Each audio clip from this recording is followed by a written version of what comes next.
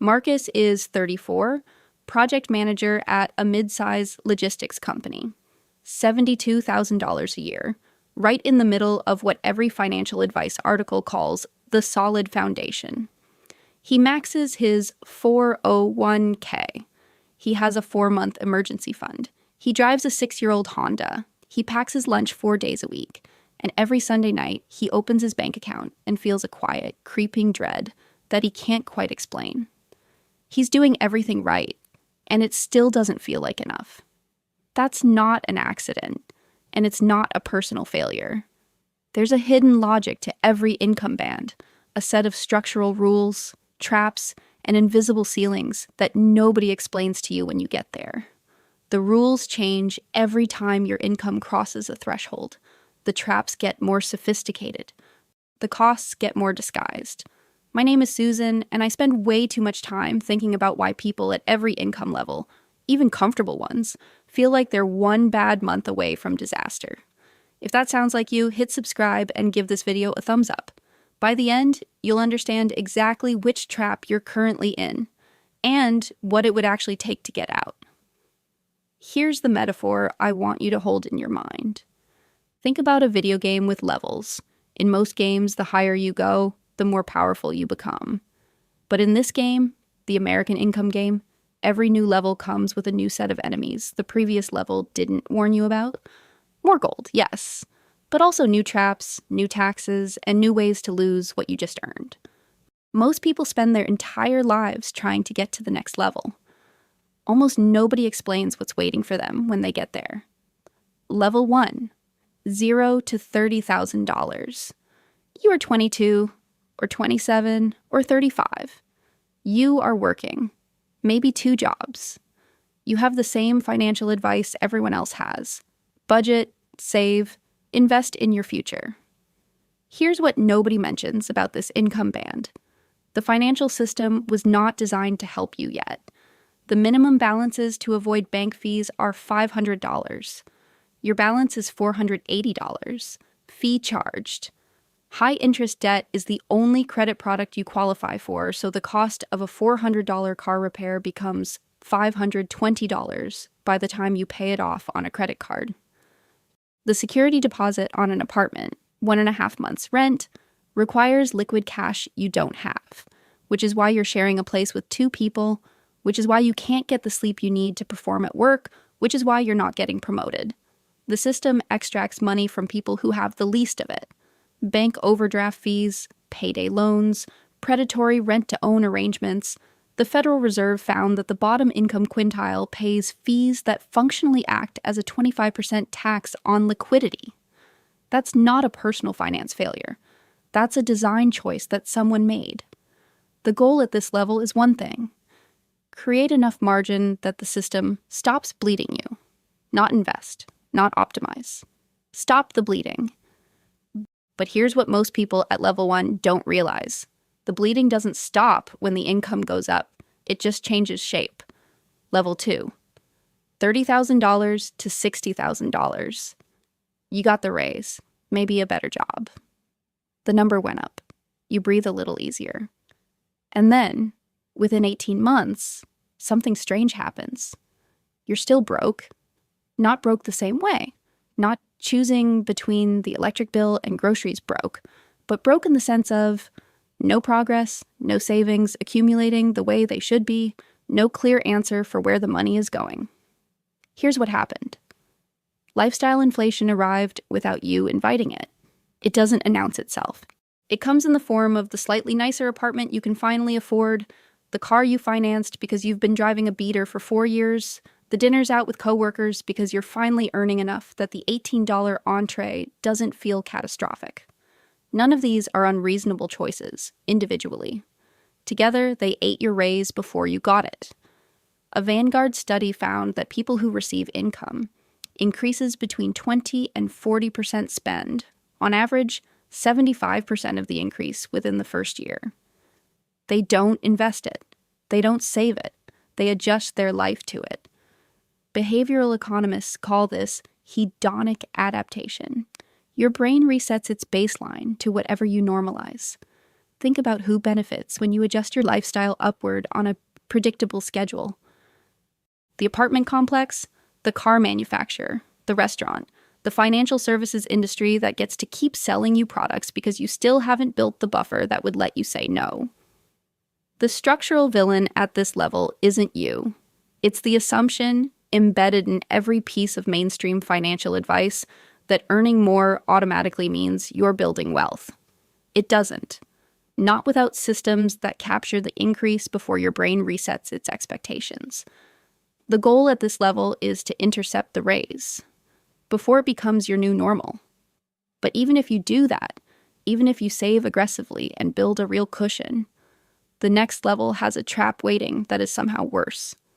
Level 3, $60,000 to $100,000. Marcus is here. This is the level that looks like success from the outside and feels like a treadmill from the inside. You make too much to qualify for most income-based assistance programs, too much for subsidized health insurance on the marketplace, too much in some states for certain childcare subsidies, but not enough to have the kind of financial resilience that actually lets you take risks. Leave a bad job, start something, say no to overtime. Here's the math that should make you angry. The median single-family home price in the U.S. in 2024 was $420,000. At a 7% mortgage rate, that's a monthly payment of about $2,230 before taxes, insurance, and maintenance. On a $90,000 salary, after taxes and a 10% 401k contribution, your take-home is roughly $5,200 a month. Housing alone is 43% of take-home. That's not a down payment problem. That's a structural affordability crisis that is invisible in the data because $90,000 still sounds like a lot. The two-income household doesn't escape this trap. It deepens it. Elizabeth Warren documented this in The Two-Income Trap. When both partners work, families bid each other up for houses in good school districts. The second income didn't create savings. It got captured by the market the second it appeared. There's also a psychological trap at this level that almost nobody talks about. You've made it far enough that you feel pressure to look like you've made it. The house in the right neighborhood, the car that isn't embarrassing, the vacation you can technically charge. The financial services industry has a name for the customer at this income level: mass affluent. They're not wealthy enough to get institutional pricing or real financial planning, but they have enough income to sell to.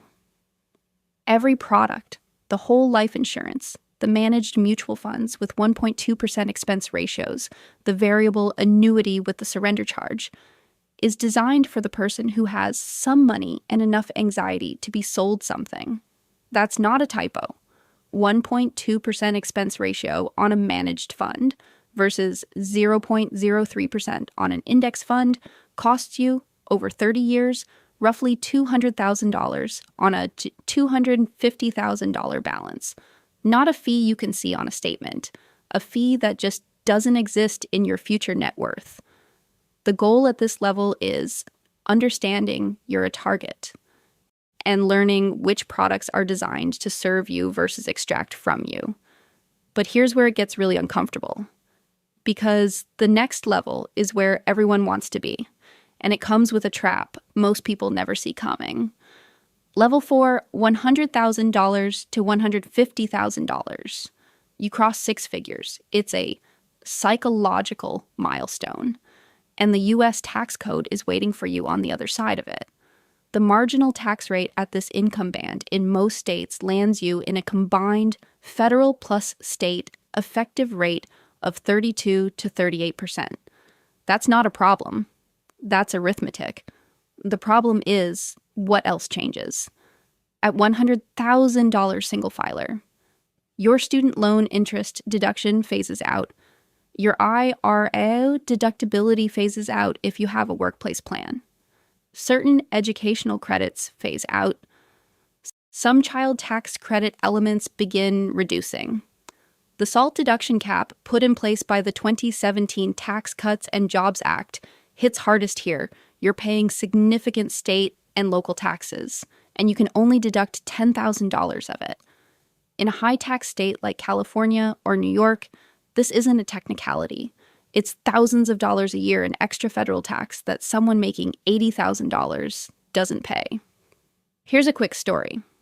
Imagine you get a $20,000 raise, going from $95,000 to $115,000.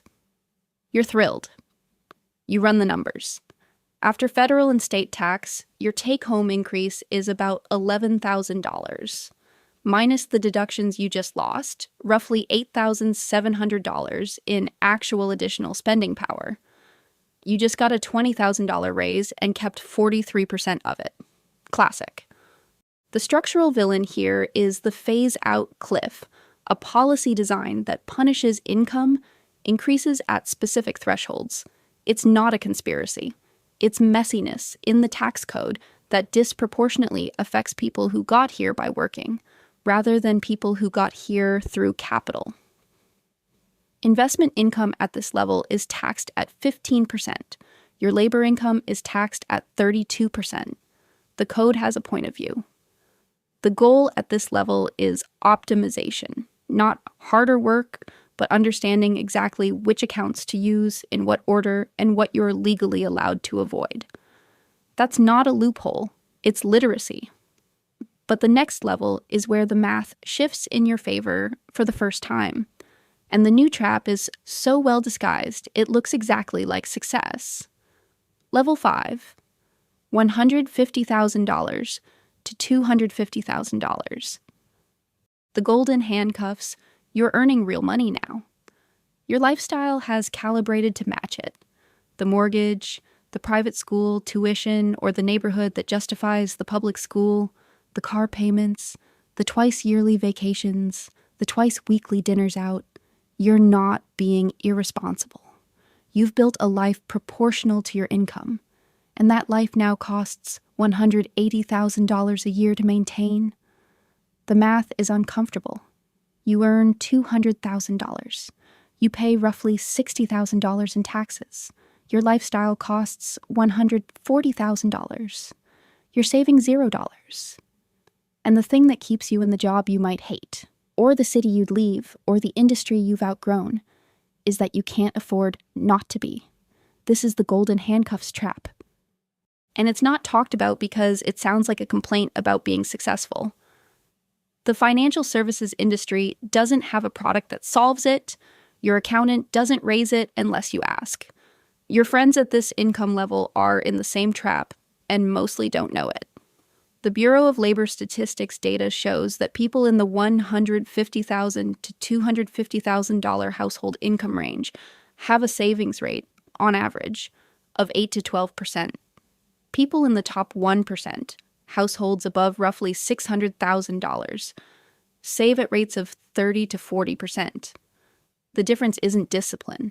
It's that at a certain level of wealth, the complexity of your finances demands systems and intentional constraints.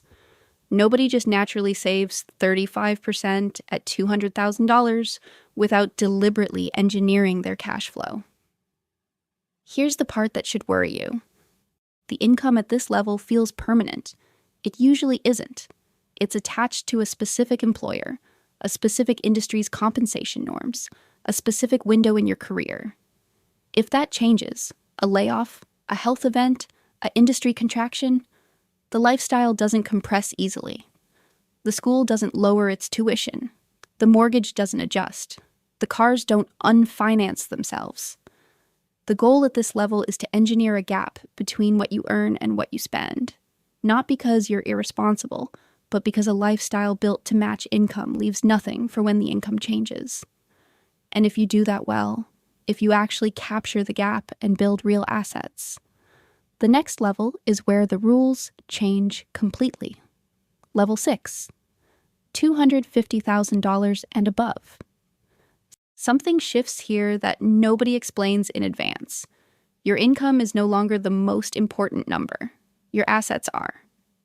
The person earning $250,000 and saving 10% is building wealth more slowly than the person earning $150,000 with $800,000 in invested assets.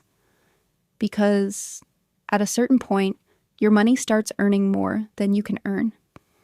And the financial system, which has spent your entire working life creating friction and extracting fees, suddenly rolls out the red carpet.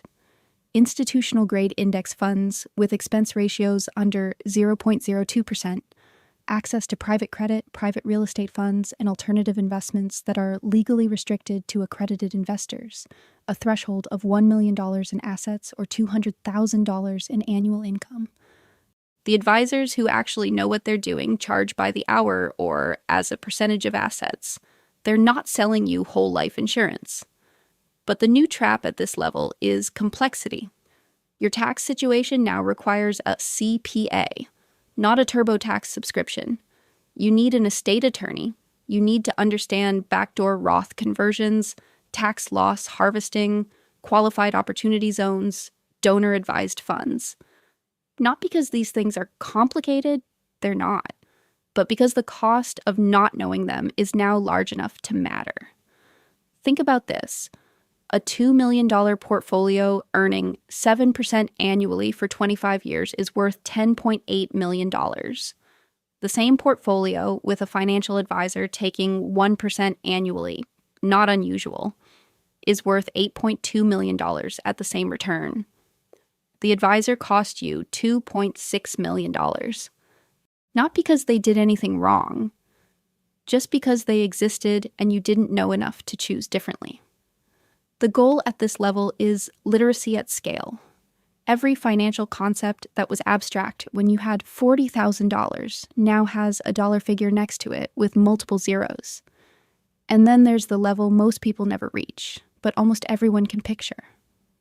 Level 7. Actual wealth, not income. Assets, a portfolio, a business, real estate, something that generates money while you sleep that doesn't require you to show up. Most people imagine this level as freedom. They're half right. What changes? You stop trading time for money. The constraint on your life is no longer whether you can afford something. The options genuinely expand in ways that are hard to describe until you're there. What doesn't change, you still have to manage it.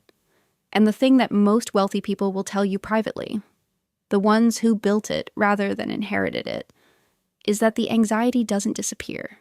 It changes character. You stop worrying about whether there's enough. You start worrying about whether you'll keep it, whether your kids understand it, whether the person managing it actually has your interests at heart. Wealth without financial literacy is a temporary condition. There's a reason lottery winners lose their winnings, professional athletes go bankrupt, and inherited fortunes dissipate in 3 generations. Money in the hands of someone who doesn't understand money is just a larger version of the same problem. The goal at this level is the same as every other level: understanding the structural rules of the game you're in. Remember, Marcus? $72,000.